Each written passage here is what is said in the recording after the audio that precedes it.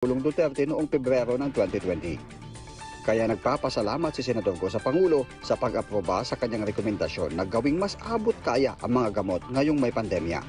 Patuloy ay niyang isusulong para sa mas mabilis, maayos at mas abot kayang serbisyong medikal sa bansa. Kasama sa EO number 155 ang mga gamot para sa cardiovascular disease, diabetes, hypertension, cancer at chronic obstructive pulmonary disease. Kasama na ang immunosuppressant drugs para sa Parkinson's disease, glaucoma at skin cancers.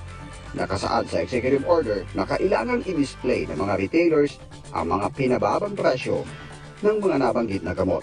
Ang maximum retail at wholesale price ng mga nasabing gamot ay kailangang repasuhin ng DOH katuwang ng DTI 6 na buwan makaraang ipatupad ang executive order at sa kada 6 na buwan pagkalipas nito. Ang Presidential Communications Operations Office ay tutulong sa DOH para maikalat ang mas pinababang presyo ng mga nasabing gamot. Pagtitiyak ni Senador Go, kapakanan at interes ng bawat Filipino ang lagi nilang uunahin ni Pangulong Duterte. Sagutan niya ito para maibsan ang paghihirap ng mga Pilipino, lalo na yung mga mahihirap na may kapamilyang may iniindang sakit para mabigyan ng pag-asa